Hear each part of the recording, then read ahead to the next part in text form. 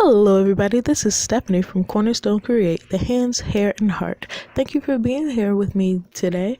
Today? I'm going to be sharing with you the double stencil technique. So I'm using the Feeling Dotty stencil from Altenew and the Cloud stencil from Pink and Main. You might have saw on Instagram when I got the Altenew stencil, but I've had both of these for a while now. So when you're going to use this technique, you want to make sure that you have one stencil that has kind of wide open spaces, and the other one can be as small and detailed as you like. But to get the best out of the technique, you definitely need one stencil that has the big open spaces, like my Pink and Main Cloud stencil.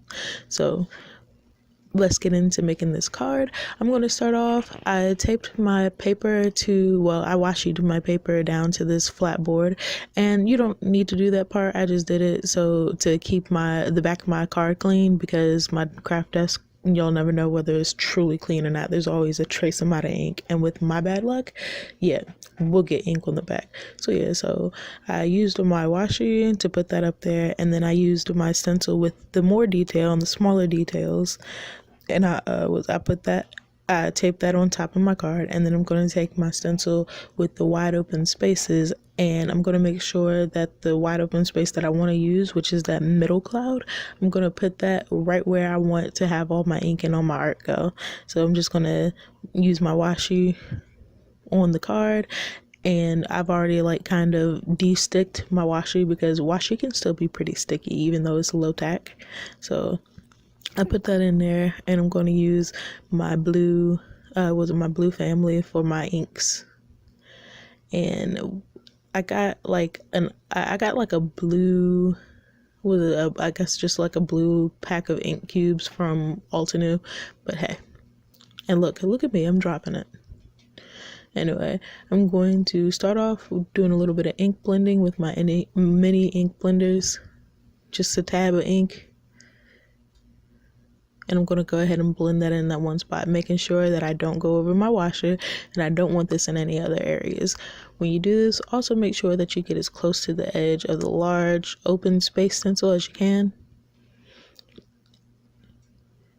If you blend all the way to the very edge of the stencil, you'll get much more of the defined shape of the stencil. And I'm just using Dewdrops by Altenew.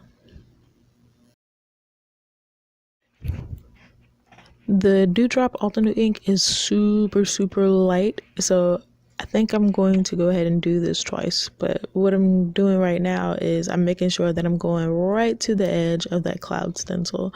Like, you can still see right now where there's kind of a halo where I didn't get the ink in there too well. So I'm going to go in there, and I'm going to make sure that I'm getting those areas. So I'm just going to keep going around until I get the ink in those areas. And I kind of missed it in the middle a little bit, so I'm going to make sure that I get that. Alright, so I'm done with that. I'm going to peel this washi off. I'm going to be very careful, because y'all know how it is. I can detack that washi as much as I want to, and it'll still catch on to something, and then my whole card will be ruined, and I have to do this all over again. And no one wants to do that. No one wants that work. So, alright, cloud stencil off. We're about to take off this Feeling Dotty stencil.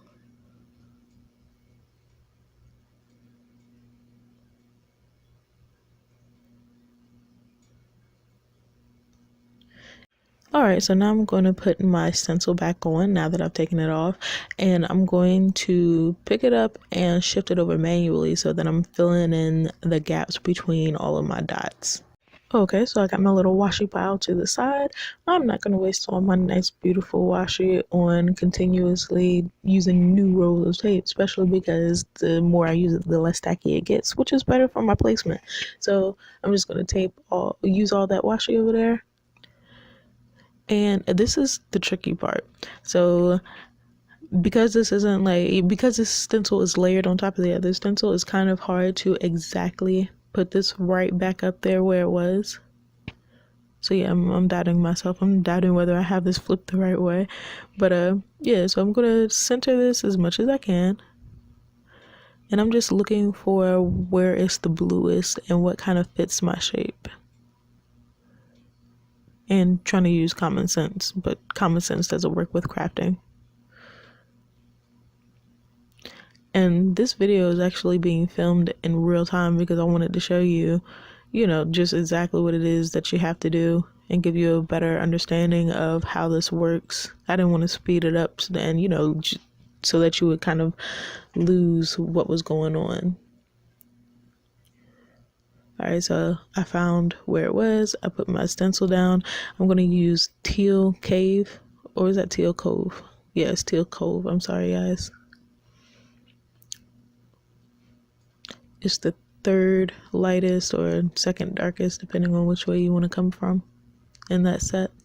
So I'm just going to ink up my little mini blender. And I'm going to tape this down just a little bit more, so one, that I don't get it onto the into the other clouds, because of course that would happen. And I just took that washi off the side so I could detack it a little bit. At this point, I'm kind of confused as to where my other bits of washi went, because I had enough washi at first, right? It's a mystery to this day.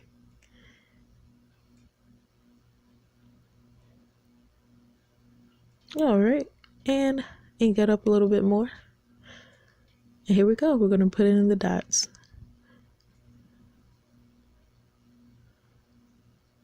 And this was a lot darker than the other side, the dewdrops. And it inked up my stencil a way lot more than the other one did, than the other color.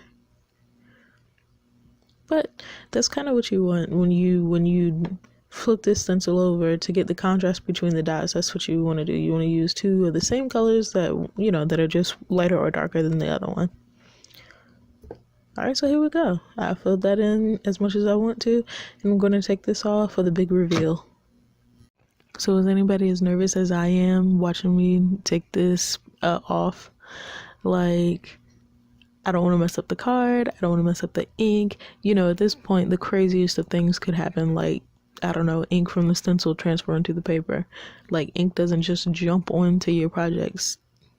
Actually, it does. I will solidly say that somehow ink just jumps onto your projects from nowhere. But anyway, this is what this looks like. So you can still see the shape of the cloud, and it has all the dots in it, and that comes from the layering of those two stamps. And here we go. That's focused a little bit better. So yeah, that's what you get. That's Teal Cove and Dewdrop Altenew ink. And now we're just going to go ahead and embellish the rest of the card. So this was a Lawn Fawn star set that I had. I'm using Hero Art Soft Granite ink. Like, something about the cloud stencil just made me think, hey, like, I should stick to like kind of like a storm without it being a storm. I got a blue cloud here. Let's keep going with this. And you can see where I stamped it multiple times to make sure that I didn't mess this up on that little strip right there. So these are just some stars from that Lawn Fawn Wish Upon a Star set that I got from Scrapbook Pal. That was me thinking about restamping that and knowing that my skills don't work out that way.